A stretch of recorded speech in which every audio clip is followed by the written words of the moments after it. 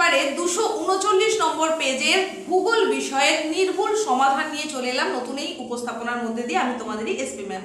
চ্যানেলে তোমাদের প্রত্যেককে স্বাগত জানিয়ে একেবারেই সময় নষ্ট না করে আমরা শুরু করে দেব। আজকের যে পেজটার কথা বললাম, এই পেজের কোন কোন প্রশ্ন রয়েছে এবং তার নির্ভুল সমাধান কি হবে সেটা দেখে নাও। যে যে প্রশ্নগুলো রয়েছে পার্ট এ তে, অর্থাৎ তোমাদের প্রাকৃতিক ভূগোলের মৌলিক বিষয়সমূহ, সেখান থেকে যে 15টা প্রশ্ন রয়েছে এখন তার নির্ভুল সমাধান দেখে নাও। দেখো, একেবারে শুরুতেই যে প্রশ্নটা রয়েছে সেটা হচ্ছে, কোন বিজ্ঞানীর নাম মহিষঞ্চরণ মতবাদের সঙ্গে যুক্ত নয়? অপশন আছে Arthur Holmes, Francis Bacon, FB Taylor, সুইডার। এর মধ্যে এ বি সি তে যে নামগুলো আমরা পেলাম এগুলো সবই মহিষঞ্চরণ মতবাদের সঙ্গে যুক্ত, সুতরাং অপশন ডি হচ্ছে সঠিক উত্তর, অর্থাৎ সুইডার এটা যুক্ত নয়। এরপরে 2 নম্বর প্রশ্নে বিবৃতি দুটো দেওয়া রয়েছে। বিবৃতি 1-এ বলা হচ্ছে, ওয়েগনারের মতে প্যালিওজোয়িক যুগের শেষে উত্তর আমেরিকা, ইউরোপ, উত্তর ও মধ্য এশিয়া একত্রে লরেশিয়া গঠন করে। আর বিবৃতি 2-এ বলা হচ্ছে, জিগস ফিট মহিষঞ্চরণের উল্লেখযোগ্য প্রমাণ। তাহলে আমরা কি দেখতে পাচ্ছি, যে দুটো বিবৃতি দেওয়া আছে দুটোই কিন্তু সঠিক, তবে 1 নম্বর যে বিবৃতিটা এটার কিন্তু সঠিক ব্যাখ্যা 2 নম্বরটা নয়। সুতরাং আমরা বেছে নেব যেটা সঠিক হিসেবে, সেটা হচ্ছে সি, মানে দুটো বিবৃতি সঠিক এবং বিবৃতি 2 বিবৃতি 1-এর সঠিক ব্যাখ্যা নয়, এটা হচ্ছে রাইট অপশন। তারপর 3 নম্বর প্রশ্ন, মসৃণ ঋজুরেখা ঢাল বরাবর শিলাস্তরে নেমে আসাকে বলে রক স্লাইড, মানে অপশন এ সঠিক। 4 নম্বর প্রশ্ন, হিমবাহের ক্ষয়কার্যের ফলে সৃষ্ট হওয়া পাশাপাশি দুটি সার্কের মধ্যবর্তী সংকীর্ণ পাঁচিলের মতো শৈলশিরা যে নামে পরিচিত সেটা হচ্ছে এরিডি, অর্থাৎ অপশন বি ঠিক।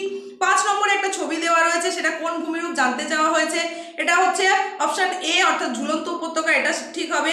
এরপরে একটা স্তম্ভ মেলানো দেওয়া হয়েছে 6 নম্বর প্রশ্নে, সেখানে বলা হচ্ছে, প্রথমেই যেটা দেওয়া রয়েছে ক্লিনস হবে কি না, দুটি গ্রাইক্সের মধ্যবর্তী উঁচু ভূমিরূপ, মানে 4-এরটার সঙ্গে মিলবে। সোয়ালো হোল এটা হবে দ্রবণ কার্যের ফলে সৃষ্ট সুড়ঙ্গ মুখ, মানে 3 নম্বরের সঙ্গে মিলবে। এরপরটা এখন ডি পড়ে গেছে কিন্তু এটা সি নম্বর হবে, মানে পোলজি, এটা হবে সি। তো মিলবে কার সঙ্গে, ডোলাইন যুক্ত হয়ে সৃষ্ট বৃহদাকৃতির গর্ত, অর্থাৎ 2 নম্বর। এরপরে ডি তে বলছে কার্স্ট বাতায়ন, এটা হবে ধসের ফলে সৃষ্ট ভূমিরূপ, মানে 1। সুতরাং আমরা যে পাচ্ছি সেটা হচ্ছে A4 B3 C2 D1। তাই যে অপশনগুলো দেওয়া রয়েছে সেগুলোর সঙ্গে আমরা মিল পাবো অপশন ডি, তাই এটাই হবে সঠিক উত্তর। 7 নম্বর প্রশ্ন, পৃথিবীর দীর্ঘতম কার্স্ট গুহাটি হলো ম্যামথ, মানে অপশন এ সঠিক। 8 নম্বরে দেখো, এখানেও অ্যাজারশন রিজনিং দেওয়া রয়েছে। অ্যাজারশন হিসাবে বা দাবি হিসাবে বলা হচ্ছে, সমুদ্রের কাছে উঁচু বরফাবৃত পর্বত অবস্থান করলে শৈলক্ষেপ বৃষ্টিপাত হয়, ঠিক কথা। কারণে বলা হচ্ছে, সমুদ্র থেকে আগত জলীয় বাষ্পপূর্ণ বায়ু বরফাবৃত পর্বতগাত্রে বাধা পেয়ে পর্বতের গা বেয়ে ওপরে ওঠে এবং শীতল ও ঘনীভূত হয়ে প্রতিপাত ঢালে প্রচুর বৃষ্টিপাত, শৈলক্ষেপ বৃষ্টিপাত ঘটায়, এটাও কিন্তু ঠিক। তাহলে আমরা সঠিক অপশন কোনটা বাছবো? অপশন ডি তে দেখো লেখা আছে, দুটি বিবৃতি সঠিক এবং একে অপরের সঙ্গে সম্পর্কযুক্ত, এটা হবে সঠিক উত্তর, মানে অপশন ডি হচ্ছে ঠিক উত্তর হবে 8-এর প্রশ্নে। 9 নম্বর প্রশ্ন, বায়ুমধ্যস্থ জলীয় বাষ্প ভাসমান ধূলিকণাকে আশ্রয় করে ঘনীভূত হয়ে ভূমি সংলগ্ন হয়ে ভাসতে থাকে, তাকে বলে কুয়াশা, অর্থাৎ অপশন বি সঠিক।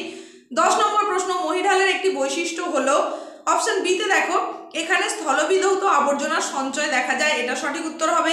11 নম্বর প্রশ্ন, সমুদ্রের ড্যাশ অঞ্চলে খনিজ তেল পাওয়া যায়, অবশ্যই মহীঢাল, মানে অপশন ডি সঠিক। 12 নম্বর, আটলান্টিক মহাসাগরের সমুদ্রপৃষ্ঠের উষ্ণতা, এটা হবে অপশন এটা হবে সঠিক, মানে 16.9 ডিগ্রি সেলসিয়াস। পরের প্রশ্ন অর্থাৎ 13 নম্বর প্রশ্ন, তুরস্কের ভ্যান হ্রদের জলের লবণতার পরিমাণ হলো, এটাও অপশন এ হবে সঠিক, মানে 330, এটা ঠিক হবে। তারপরে 14 নম্বর দেখো, নিচের কোন বক্তব্যটি জীবমণ্ডলের ক্ষেত্রে প্রযোজ্য নয়? জীবমণ্ডলের প্রযোজ্য নয়, কি কি তথ্য দিয়েছে? সমগ্র জীবের আবাসস্থল হলো জীবমণ্ডল, এটা প্রযোজ্য। তারপরে বলছে জীবমণ্ডলের সমগ্র জীবগোষ্ঠীর মূল উৎস বায়ুমণ্ডল, এটাও প্রযোজ্য। তারপরে বলছে জীবমণ্ডলে জীবের ঘনত্ব সর্বত্র সমান নয়, এটাও প্রযোজ্য। তারপরে বলছে জীবগোষ্ঠী পারস্পরিক দেওয়া নেওয়ার উপর নির্ভরশীল নয়, এটা কিন্তু ভুল। সুতরাং প্রযোজ্য নয় হিসেবে আমরা বাছবো অপশন ডি, এটাই সঠিক উত্তর। 15 নম্বর প্রশ্নে এখানে একটা খাদ্য শৃঙ্খল দেখানো হয়েছে, বলছে নিচের কোনটি বিয়োজক খাদ্য শৃঙ্খল? যে যে অপশনগুলো রয়েছে তার মধ্যে বিয়োজক খাদ্য শৃঙ্খল হবে পচা পাতা থেকে, লার্ভা থেকে, ছোট মাছ থেকে বড় মাছ, মানে অপশন এ হচ্ছে সঠিক উত্তর। চলে যাবো পার্ট বি এর প্রশ্নে। পার্ট বি এ মোট 10টা তোমাদের প্রশ্ন থাকবে মানবীয় ভূগোল থেকে। সেই 10টা প্রশ্নের উত্তর এবার দেখে নাও। ভারতে 2011 সালের তথ্য অনুযায়ী সাক্ষরতার হার গড়ে এটা হবে 74.04%, মানে অপশন সি সঠিক। 17 নম্বর প্রশ্নে কতগুলি বিবৃতি দেওয়া রয়েছে, সেই বিবৃতিগুলোকে বিবেচনা করতে বলা হয়েছে এবং অপশন কোনটা হবে বাছতে বলা হয়েছে। সেখানে অ্যাজারশন আর রিজনিং কি আছে আমরা দেখে নিই। অ্যাজারশন বলছে কোনো নির্দিষ্ট এলাকার মোট জনসংখ্যা ও মোট জমির পরিমাণকে জনঘনত্ব বলে, ঠিক কথা। রিজনিং এ বলছে মোট জমিতে কতজন বসবাস করে তার ভিত্তিতে জনঘনত্ব নির্ণয় করা হয়, এটাও ঠিক। সুতরাং আমরা অপশন যেটা বাছবো সেটা হচ্ছে অপশন সি, কারণ আর এবং দাবি এ দুটি সঠিক, মানে রিজনিং অ্যাজারশন দুটি সঠিক, এটা আমরা বাছবো। 18 নম্বর প্রশ্ন, জনসংখ্যা ঋণাত্মক বৃদ্ধি দেখা যায় অবশ্যই জাপানে। ঋণাত্মক বৃদ্ধি মানে সেখানে মৃত্যু হার বেশি, জন্মহার কম, এটা ঋণাত্মক বৃদ্ধি, তাই এটা হবে অপশন সি। 19 নম্বর প্রশ্ন, পরিব্রাজন সবথেকে বেশি ঘটে। পরিব্রাজন অর্থাৎ মাইগ্রেশন, গ্রাম থেকে শহরে, এটা হবে সঠিক উত্তর, মানে অপশন এ। 20 নম্বর প্রশ্ন, কোন দেশে নির্দিষ্ট সময়ে জন্মহার ও মৃত্যুহারের পার্থক্যকে বলে জনসংখ্যার স্বাভাবিক বৃদ্ধি, অর্থাৎ অপশন ডি সঠিক উত্তর। 21 নম্বর প্রশ্ন, শুষ্ক বিন্দু বসতি দেখা যায়, এটা হবে অপশন বি, মানে বন্যা প্লাবিত অঞ্চলে।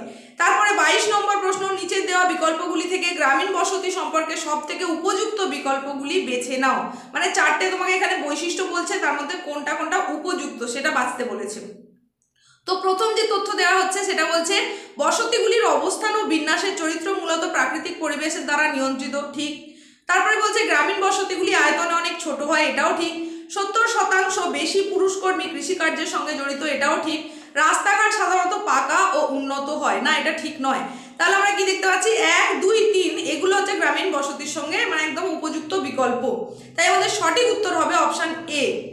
23 নম্বর প্রশ্ন, পৌর বসতির মানদণ্ডটি হলো, সেটা হচ্ছে বি, অপশন বিটা দেখো, ন্যূনতম জনসংখ্যা 5000 জন ও জনঘনত্ব 400 জন পার বর্গ কিলোমিটার, এটা হবে সঠিক উত্তর।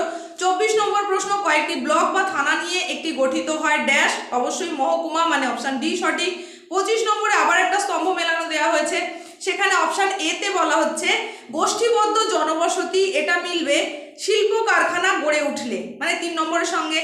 রৈখিক জনবসতি, এটা মিলবে পাকা রাস্তার অবস্থান, এটা জানো রাস্তার দুপাশে রৈখিক জনবসতি গড়ে ওঠে। জলবিন্দু বসতি, এটা হবে শুষ্ক মেরু অঞ্চলে মরুদ্যানকে কেন্দ্র করে।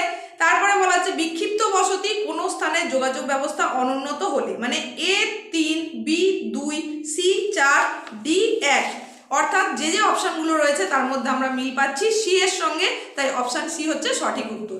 এরপরে পার্ট সি, অর্থাৎ ভারতের ভূগোল থেকে কিছু প্রশ্ন, 10টা প্রশ্ন থাকবে, সেই 10টা প্রশ্ন এবার আমরা আলোচনা করে নেব। 26 নম্বর প্রশ্ন বলছে ভারতের সর্বাধিক 3টি জনঘনত্বপূর্ণ রাজ্য হলো অবশ্যই বিহার, পশ্চিমবঙ্গ, কেরল, মানে অপশন বি সঠিক। 27 নম্বর প্রশ্নের আগে তোমাদের একটা অনুচ্ছেদ দেওয়া হয়েছে, বেশ বড়সড় অনুচ্ছেদ, এটা পড়ে নিতে হবে 27 আর 28 নম্বরের উত্তর করার জন্য। তো 27 নম্বর প্রশ্নে বলছে ভারতে নলকূপের সাহায্যে জলসেচ করা হয় কোথায়, না বিহারে, এটা সঠিক, মানে অপশন এ সঠিক উত্তর।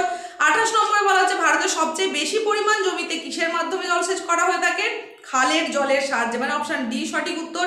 29 নম্বর প্রশ্ন, ভারত বিশ্বে আকরিক লোহা উৎপাদনে কোন স্থান অধিকার করে, চতুর্থ, অর্থাৎ অপশন ডি সঠিক। এরপর 30 নম্বরে আবার একটা স্তম্ভ মেলানো দেওয়া হয়েছে, প্রথমে দেওয়া হচ্ছে শ্বেত বিপ্লব, এটা হবে ভার্গিস কুরিয়ান। তারপর কৃষ্ণ বিপ্লব, এটা হবে খনিজ তেল।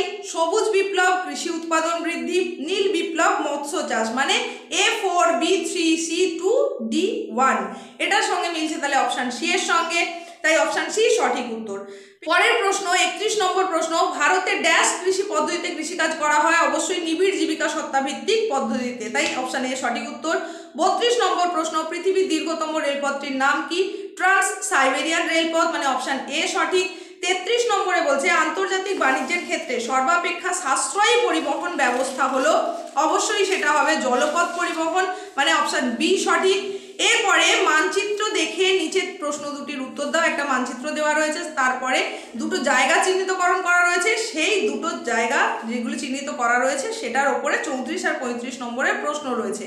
তবে এই প্রশ্নগুলো দেখার আগে বা জানার আগে বলি, আজকের এই উপস্থাপনা তোমার কেমন লাগলো কমেন্টে জানাতে একেবারেই ভুলবে না। নেক্সট যে পেজটা রয়েছে সেটারও সঠিক নির্ভুল সমাধান নিয়ে খুব তাড়াতাড়ি চলে আসবো। চ্যানেলে যদি প্রথম এসে থাকো সাবস্ক্রাইব করো, আর পাশে থাকা নোটিফিকেশন বেল আইকনটাকে অবশ্যই অল করে দাও এই ধরনের গুরুত্বপূর্ণ ক্লাসগুলো পাওয়ার জন্য। আর যদি ভালো লেগে থাকে লাইক তো করতেই হবে, বন্ধুদের মধ্যেও কিন্তু প্রচুর পরিমাণে শেয়ার করে নিতে হবে। উপস্থাপনার একেবারে শেষ অংশে আমরা এসে গেছি, মাত্র দুটো প্রশ্ন রয়েছে, এই দুটো প্রশ্নেরও নির্ভুল সমাধান জেনে নাও। দেখে নাও 34 নম্বর প্রশ্নে কি বলছে। সেখানে বলা হচ্ছে মানচিত্রে কালো রং করা রাজ্যটি কোন কোন নির্দিষ্ট খনিজ উৎপাদনে অগ্রণী। অবশ্যই কালো রঙের চিহ্নিত যে জায়গাটা রয়েছে সেটা হচ্ছে কয়লা, আকরিক, লোহা, মানে অপশন সি সঠিক উত্তর। 35 নম্বর প্রশ্নে বলছে মানচিত্রে বি হিসাবে চিহ্নিত রাজ্য শনাক্ত করো এবং এর প্রধান ফসল চিহ্নিত করো। সেটা হবে অপশন বি অর্থাৎ পশ্চিমবঙ্গ, ধান, এটা হবে সঠিক উত্তর।